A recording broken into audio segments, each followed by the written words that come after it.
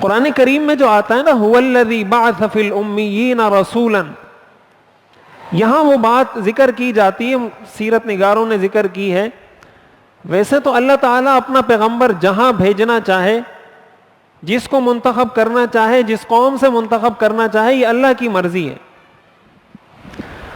عرب سے حضور علیہ الصلاۃ والسلام کو جب بھیجا گیا، اور عرب میں جو بھیجا گیا اس کی بنیادی وجہ یہ تھی کہ ان کی مثال ایک خالی برتن کی تھی.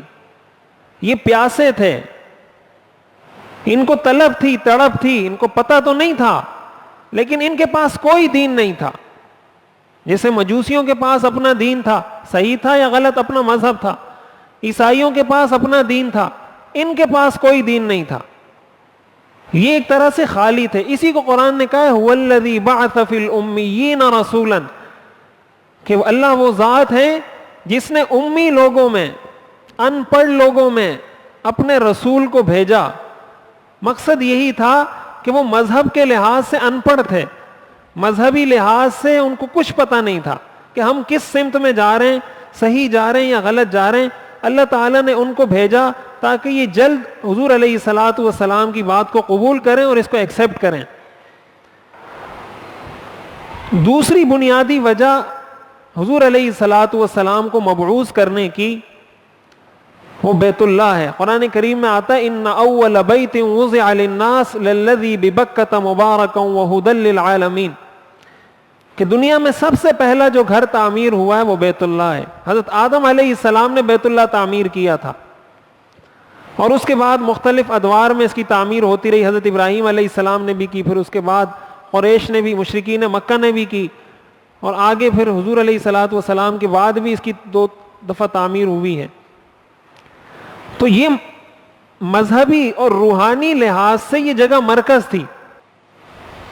تو یہ ہمیشہ سے روحانی مرکز کی حیثیت رکھتا ہے جزیرۃ العرب، اس لیے اس کی ایک مذہبی حیثیت ہے، اس کی ایک روحانی فضیلت اس کو حاصل ہے. اور پھر بالخصوص مکہ مکرمہ کو اس لیے فضیلت حاصل ہے کہ یہاں پر بیت اللہ ہے، اور بیت اللہ یہ وحی کا، آسمانی مذاہب کا مرکز ہے. جب آسمانی وحی کا، اور یہ ان اول بیت وضع للناس کا یہی مطلب ہے. اس لیے بھی حضور علیہ الصلاۃ والسلام کو مکہ میں بھیجا گیا. اور تیسری وجہ، یہ 2 چیزیں تو قرآن اور حدیث سے ثابت ہونے والی ہیں، تیسری وجہ کو مورخین نے ذکر کیا ہے، سیرت نگاروں نے، اور وہ بھی کسی حد تک بڑی معقول ہے. وہ یہ کہ آپ کو پتہ ہے کہ اس وقت دنیا میں 7 بر اعظم ہیں، لیکن آسٹریلیا اور امریکہ یہ تو بہت بعد میں دریافت ہوئے ہیں. یہ تو آپ کو پتہ ہے نا، آسٹریلیا اور امریکہ یہ بہت بعد میں دریافت ہوئے ہیں.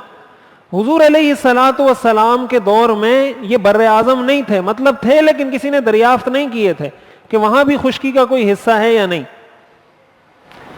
سمجھ آ رہی بات؟ یہ جو کہا جاتا ہے نا کہ وہ اندھیروں میں تھے، جہالت میں تھے. جہالت میں اس لیے تھے کہ وہ دنیا سے کٹے ہوئے تھے، کسی کو پتہ ہی نہیں تھا کہ وہاں بھی انسان رہتے ہیں. یہ تو آپ نے تاریخ کی کتابوں میں پڑھا ہوگا، یہ تو مشہور سی بات ہے، کوئی ایسی انوکھی بات نہیں ہے. حضور علیہ الصلاۃ والسلام کے دور میں جو بر اعظم تھے مشہور، وہ 3 تھے. ایک افریقہ تھا، ایک ایشیا تھا، ایک یورپ تھا. یہ 3 بر اعظم تھے. یہ باقی سارے بعد میں دریافت ہوئے ہیں، آسٹریلیا، امریکہ، جنوبی امریکہ، شمالی امریکہ سارے بعد میں دریافت ہوئے ہیں. جزیرۃ العرب ان تینوں بر اعظموں کے سینٹر میں ہے.